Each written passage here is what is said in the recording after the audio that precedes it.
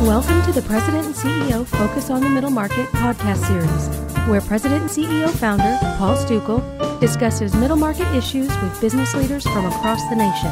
Today he speaks with Ken Esch, partner in PwC's Private Company Services practice, about PwC's quarterly Trendsetter Barometer report on what private middle market companies are thinking.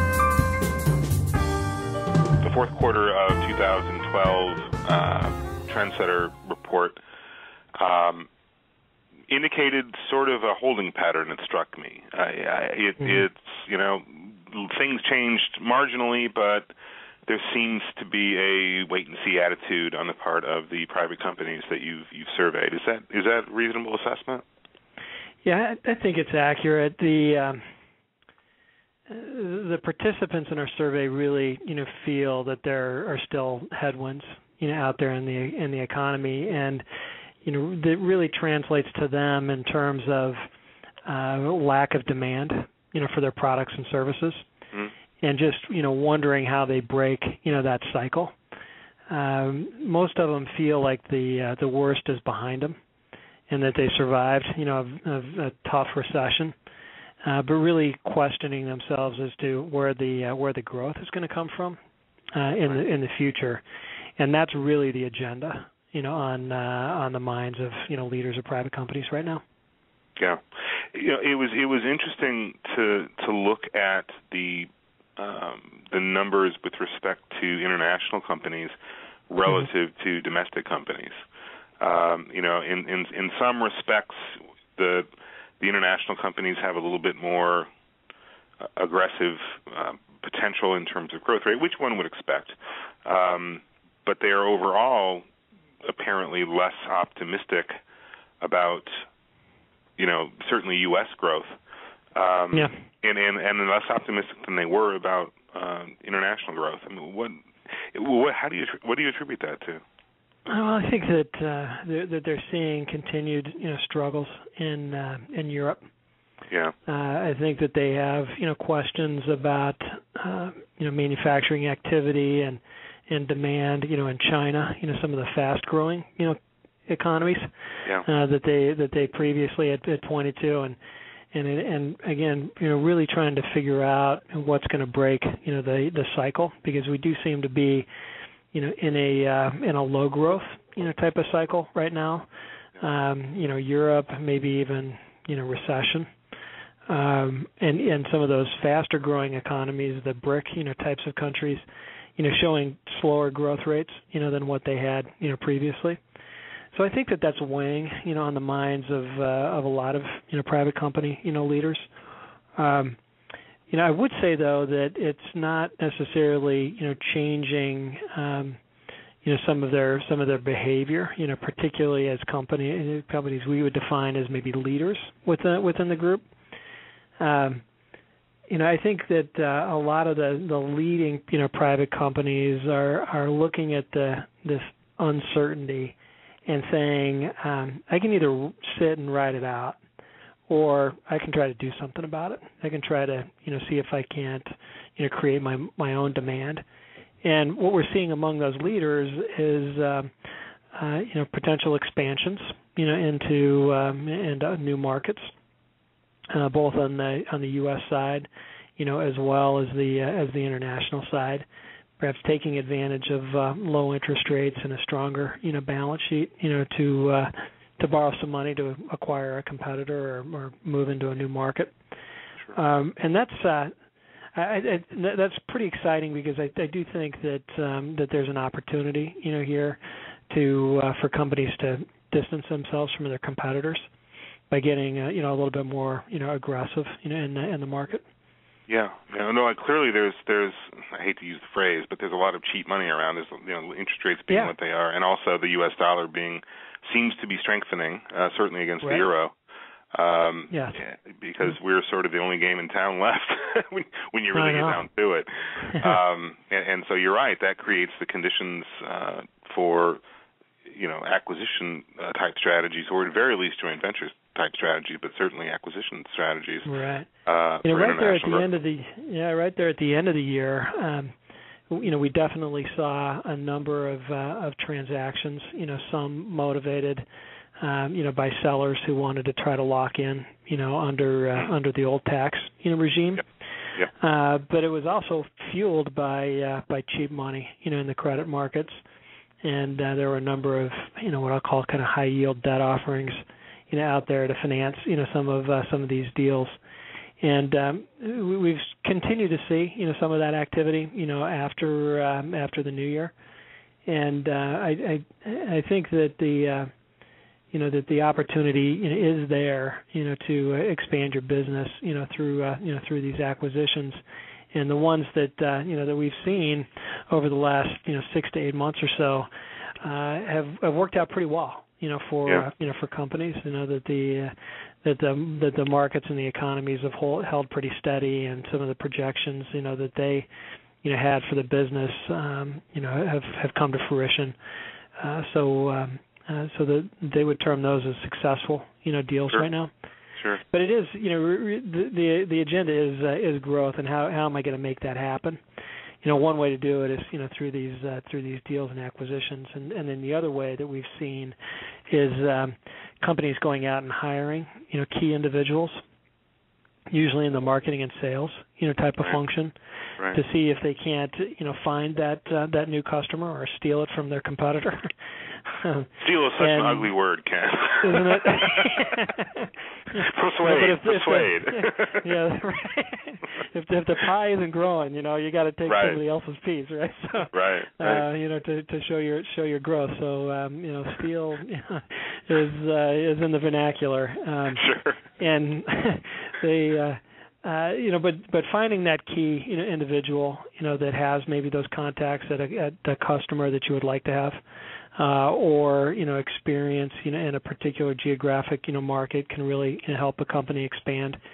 And then another way that we've seen, maybe less though than the marketing sales, but still significant, is some spending on the R&D front, to tailor the products and the services for a new type of customer, whether that customer is domestic or even a foreign company, but some spending on the R&D side to see if they can't enhance the product and service portfolio to attract those new customers. Yep. It was staying on the international side, on the growth international side for a moment. It struck me that, and this is kind of a bias of my own, so I'll state that out front. But in the report, there's a distinction made between the BRIC countries. In fact, just the China, India, and Brazil. I guess Russia's an unusual beast. So sure it is. Yeah. So the distinction between their sort of optimism for companies that deal in those marketplaces and everybody else. And I guess I'm wondering, the BRIC countries are considered to be emerging markets. My own belief is it's hard to imagine them as really being emerging. They're pretty much here. Right. China's the number 2 economy in the world, I believe. So I don't think they're emerging anymore. And what that means to me is, or what that suggests to me is that the true emerging market countries, and you think of places like Turkey, you think of places like in the Middle East, UAE, all kinds of countries that are not considered to be first tier economies, but that are growing extremely rapidly. Do you see much movement to those guys, or are people still more comfortable with the BRIC type of emerging market strategy? Yeah, first I'd agree, with your point about, the term emerging, when you're talking about, a Brazil or China or even India, at this point, it is a bit of a misnomer because, these countries are pretty well, developed and moving along, and they're just experiencing maybe higher growth rates than what you're seeing in more developed, countries. So to me, it's more a reflection of a growth trajectory, over a period of time that distinguishes, those countries, from, the U.S. and maybe Europe. You make an interesting point about the smaller countries, kind of the next tier that's out there, and I think that there are growth opportunities in those markets that outpace expectations of what you're going to see in the U.S. and Europe. Most private country or companies have not gotten real comfortable going outside the more mature economies in the foreign markets. Right. So you see a lot of business in Europe and the Americas with Canada and Mexico. You see some in China. From there, the most likely is probably kind of in India. Brazil is an opportunity for many private companies, but that may be even a step behind what's going on from an India perspective. Sure. Yeah. And then once you kind of get off Europe and the BRIC type countries, the level of activity by private companies really falls off the table pretty substantially. Yeah. But you do see the companies that are operating internationally feel much more comfortable jumping into another new market in the international realm than does a domestic company that's going to take their first plunge. So it's more likely to see those companies that are operating in Europe in some of these BRIC countries to take that next step and try to jump into a more or a less developed economy that has a higher growth trajectory. Well, you're basically developing a competency, right? And that competency is dealing in a foreign market, and then so you can apply that elsewhere. Yeah, interesting. Getting back to the United States, I was struck by the omission. That's not accurate. The lack of emphasis on regulatory and specifically healthcare costs that everybody knows is coming, and of course the middle market.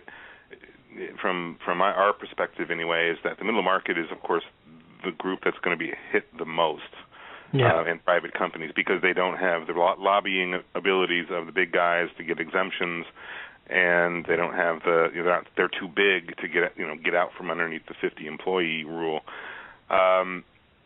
What's your sense on that? I mean, if people just become resigned to it, or do they think that it's just going to be okay, we'll deal with it and move on? I think resignation is a great term for what's going on there. I was surprised as well to see the results of the survey and that not as many people were ranking that as a big issue. But I think the fact of the matter is that they don't feel like they've got a lot of control over that process. It's going to be what it is. And once it's implemented and we start to see what's happening, then we're going to react, and we'll figure out what we're going to do at that point. So I think that in some ways they are resigned that they are living in a market that's got regulation that's going to continue to grow, and I'm not really going to be able to influence that in a material way. So I'm just going to have to see how it implements and react from there. Sure. Well, and another one of the really, I guess this applies to both domestic and international companies, but one of the things that came out in your survey, which we're seeing pretty much across the board and which I think is really, really revolutionary, is the IT investment category in terms of data analytics, social media, cloud computing, mobile. I mean, these are really revolutionary things because they put middle market companies on the same platform in many ways as the larger companies who used to buy these these large internet enterprise systems. Absolutely. I mean, is that kind of the vibe you're getting from the folks you talk to? Well, I think the technology out here and the way that a middle market company can access it today that they couldn't in the past just levels the playing field. Yeah. Right? And you think about the history here, in the IT space, the tens of millions of dollars that companies were pouring in to ERP systems. Right, big companies, were doing. Is that still a term? I know. We're talking about history right now. Right? Yeah, right. This is the history part of the discussion. But the smaller middle market companies couldn't do that. There's no way that they could put together the capital, to do something like that. Now, with some of these cloud, applications, they can do, many of the computing power, types of things that the big companies, can do, with a fraction, of the cost. It makes them much more, nimble. So, I think that does, level the playing field in many ways. And it's a fantastic opportunity, for a middle market company, to compete on a larger, stage without the same type of capital, investment. Sure. One of the things that we're seeing, out there, in the IT space is, a real focus on the data analytics, and I think companies, realized that they had all this information about their customers and buying patterns and habits and what they're interested in, and really being able to connect with them to anticipate their needs and take costs out of the system, and perhaps grow their top line by packaging products and services for a particular customer, maybe enhancing what they're currently offering for them, and getting in sync with them from a buying cycle perspective, which really has the opportunity to grow the top line. I think it helps companies grow margin, and it strengthens relationships with your customers. So I think that when we look at companies and they tell us about where they're spending their money, they really think that this data analytics area provides a great bang for their buck. Sure. And that's where the companies are really putting their money.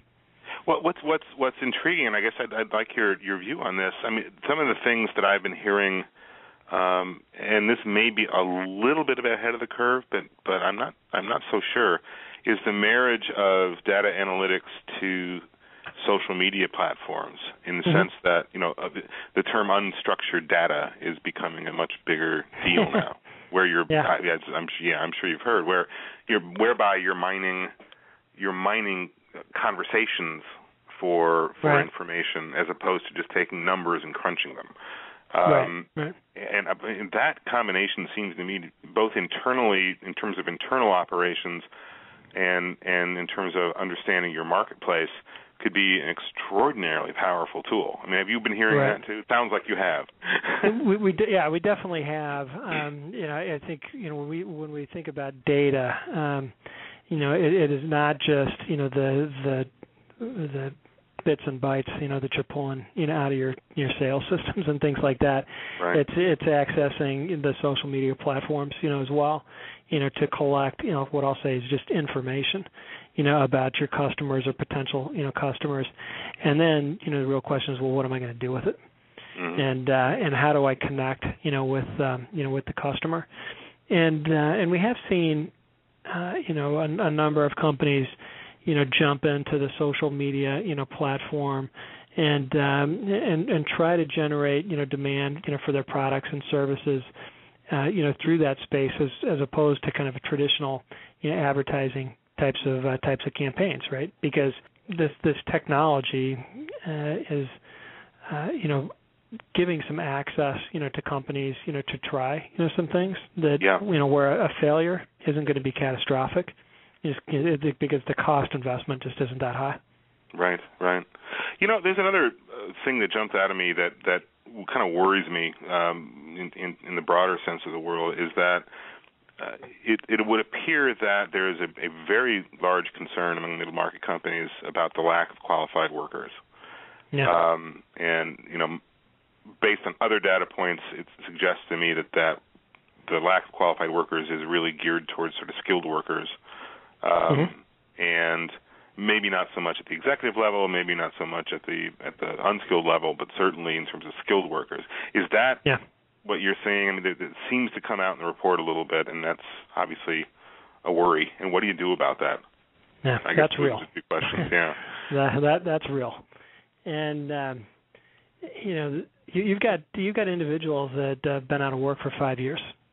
Yeah, and that things have changed in that period, and you can go back to school, and try to learn some skills and redeploy yourself. But I think that one of the things that companies are really trying to focus on today is training type of programs. So let's go out and let's get let's get somebody that's got the right skill, maybe attributes for a successful employee here. And we're just going to have to make the investment to train them, to get them up to speed on how to operate. Now that can be expensive, so you want to try to make sure that that you're targeting your hiring, effectively, so that you're not drilling too many dry holes when you go out after somebody.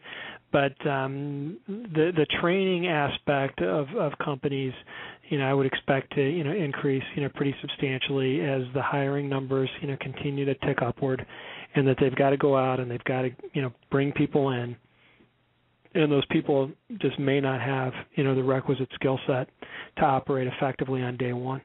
And you're going to have to bridge that gap, somehow. And there's not, enough time or organization, for people just to go out and get that training, through technical schools or trades or anything like that. Companies are just going to have to, spend more time and effort, training, individuals to, deploy them and, make them efficient quickly. Right. I think I look at it as a huge opportunity, for companies, that are willing to take some risks. And you don't see that in the headline, because you see a lot of tepid response to what's going on from the headline. But if you take it down a layer and you look at companies that are leaders in the space, they're taking advantage of the uncertainty. They're looking at investments. They're expanding their footprint either domestically or internationally. They're spending some money to get the right people on board and show that growth, which we think is really going to distance them from the competitors as this economy picks up steam. Be sure to check back at PresidentandCEOMagazine.com for future episodes in the President and CEO Focus on the Middle Market podcast series. Thanks for listening.